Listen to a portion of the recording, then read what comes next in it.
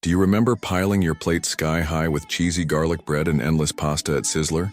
Or stopping at a Big Rooster on a long family drive up the coast, grabbing a box of hot chips that burned your fingers but tasted like pure magic? For many Australians, these brands weren't just restaurants, they were part of growing up. In this video, I'll take you through 10 iconic Australian fast food chains that have disappeared, and what their rise and fall tells us about how our food, our towns, and our lives have changed. So if you ever begged your parents for a trip to the buffet, or if you can still picture the neon lights of a late-night diner, hit like, subscribe, and let's take a walk down memory lane. Sizzler.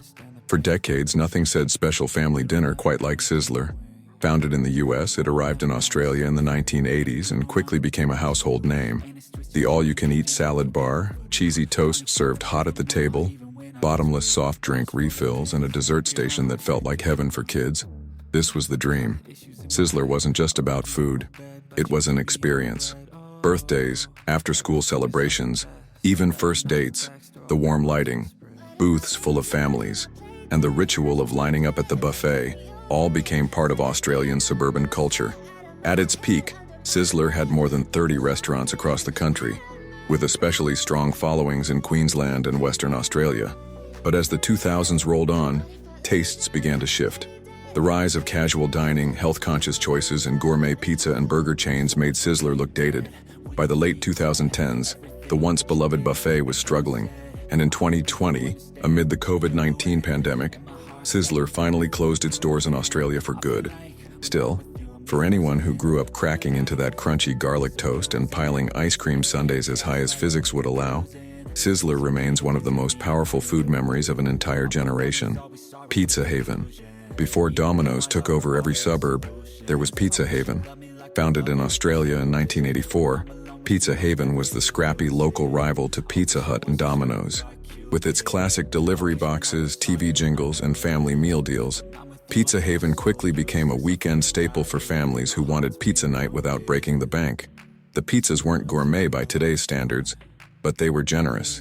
Thick layers of cheese, plenty of toppings, and those giant garlic breads that fed a whole family. Many Australians remember running down the driveway to meet the delivery driver, pizzas stacked high, ready for a movie night. At its peak, Pizza Haven had more than 100 stores across Australia and even expanded into New Zealand. But the competition was fierce. Domino's invested heavily in technology and delivery, while Pizza Hut leaned on its global brand. By the mid-2000s, Pizza Haven couldn't keep up. In 2005, it was sold to Domino's, and slowly the brand disappeared. Today, the name might only survive in old pizza boxes stuffed in cupboards, but for many Australians, Pizza Haven was their first taste of pizza that felt like ours, a local legend lost to time. Big Rooster. Before Red Rooster became a nationwide powerhouse, there was Big Rooster. Launched in Queensland in the 1970s, Big Rooster was a bright, family-friendly chain that turned roast chicken into an Australian road trip staple. With its red and yellow signage and the smell of rotisserie chickens wafting across suburban car parks, Big Rooster was impossible to ignore. Families would pile in for takeaway packs of hot chips, gravy, peas, and of course the famous roast chook. For kids, opening that box felt like a treasure chest of salty, steaming comfort food.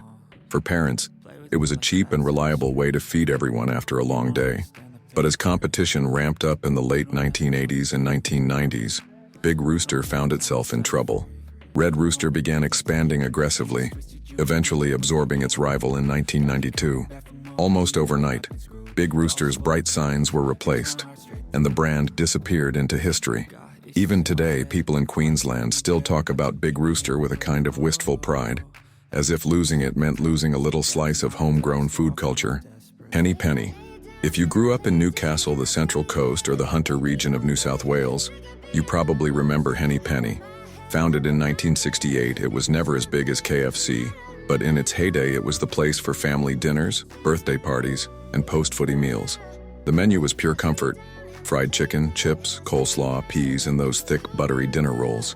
But Henny Penny wasn't just about the food. It was about community. Many branches had bright, cozy dining areas with booths and even playgrounds for kids, making it a true family hub. In the 1980s and 90s, Henny Penny ads were everywhere on local TV, promising chicken with more heart. For people in the region, it became a local legend. tied to school holidays, shopping trips, and lazy Sunday nights.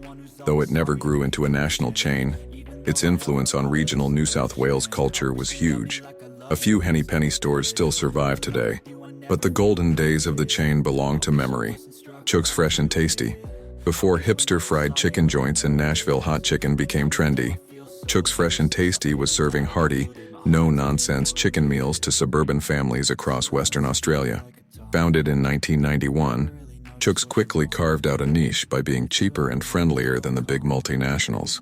With its bright yellow logo and simple shop fronts, Chook's became a local favorite, especially in Perth. The menu was straightforward: roast chicken, fried chicken, chips, burgers, and salads. What people loved most was its community feel. It was the kind of place where the staff knew your name and your regular order. By the late 2000s, Chook's had grown to dozens of outlets. But as the fast food landscape shifted, the chain struggled to keep pace with bigger players like Red Rooster and KFC. In 2010, Chook's was sold to Quick Service Restaurant Holdings, the owner of Red Rooster. And just like Big Rooster before it, the brand was eventually absorbed and disappeared. For many West Aussies, though, Chook's was more than fried chicken. It was part of the suburban rhythm of life. Proof that sometimes the best meals weren't fancy, just fresh, tasty, and served with a smile. Wimpy, Australia.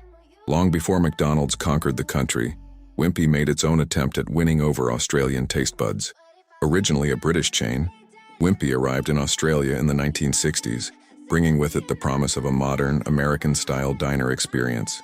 With burgers, fries, and milkshakes served in plastic booths under fluorescent lights, it felt futuristic at the time.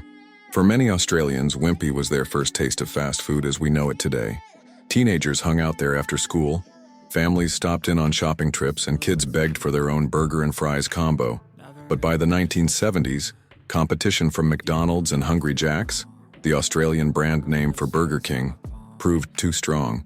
Wimpy quietly closed its doors, vanishing almost as quickly as it had arrived.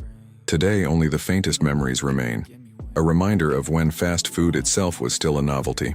Sambo's Australia. Few names in fast food history are as controversial as Sambo's. Founded in the US, the chain briefly operated in Australia during the 1970s. With its 24-hour service, huge breakfasts, and classic diner meals, it had the potential to become a staple for late-night crowds. But the name, based on a racist caricature, sparked backlash overseas and sat uneasily in multicultural Australia. By the early 1980s, Sambo's had all but disappeared from the country. For those who remember it, Sambo's wasn't just about cheap coffee and pancakes at 2 a.m. It was a sign of a changing era, when international brands were testing the Australian market, but not all of them understood the culture they were stepping into. Bernardi's, cafe, and other all-day diners. Before the rise of slick food courts and trendy cafes, places like Bernardi's Cafe filled a special role in Australian towns. Found in shopping centers and high streets in the 1970s and 80s, these diners were the definition of comfort. Steak sandwiches, fish and chips, milkshakes, toasted sandwiches, and bottomless cups of tea. They weren't fast food in the American sense, but they were fast, cheap, and reliable. You'd stop in after a matinee movie, during a long shopping trip, or with the whole family on a Saturday afternoon. For teenagers, it was often the first place they went without their parents. As cafe culture evolved in the 1990s and international chains expanded, many of these diners lost their charm. They were replaced by food courts, coffee chains, or more modern restaurants. Still, for those who grew up in that era, names like Bernardi's evoke a time when a milkshake in a tall metal cup and a plate of hot chips could make your whole day. Fast Eddie's. If you lived in Perth or Western Australia during the 1980s and 90s, you definitely remember Fast Eddie's. Famous for being open 24 hours a day, 7 days a week, it was the go-to spot for everyone from late-night shift workers to teenagers after a concert. The menu had everything: giant burgers, thick shakes, ribs, hot dogs, and plates piled high with fries. Walking into Fast Eddie's after midnight felt electric. The neon lights, the buzz of chatter, the smell of fried onions and coffee. For many young people, it was their first taste of freedom, staying out late and sharing food with friends. At its peak, Fast Eddie's had locations across WA and even expanded interstate. But as the 2000s rolled in, competition grew fiercer and consumer tastes shifted. Slowly, the chain declined, with its final stores closing in the 2010s. To this day, though, Fast Eddie's remains legendary. Ask any Perth local of a certain age, and they'll have a story about a night that ended in a booth with a plate of chips at 3 a.m. The steakhouse chains. Finally, we come to the many steakhouse chains that once dominated Australian dining. In the 1960s, 70s, and 80s, restaurants like the Bernie's-style Inns, Hog's Breath Cafe, and Lone Star Steakhouse offered affordable steak dinners in dark, wood-paneled rooms with big portions and bigger personalities. For working families, these places felt fancy. It was where anniversaries, birthdays, and rare nights out were celebrated. The menus hardly changed. Steak, chips, salad, a bread roll, maybe a dessert trolley. And that consistency was exactly what people loved. But by the 2000s, Australians wanted more variety. Pub dining upgraded, international cuisine spread, and health-conscious eating reshaped what people ordered. One by one, the old steakhouses either rebranded, downsized, or disappeared altogether.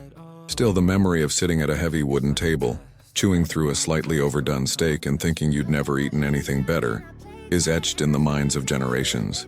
And that's our trip down Australia's culinary memory lane. From the endless buffets of Sizzler to the late-night glow of Fast Eddie's, these chains shaped not just what we ate, but how we grew up, traveled, and celebrated together.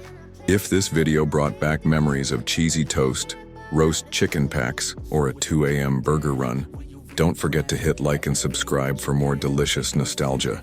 Until next time.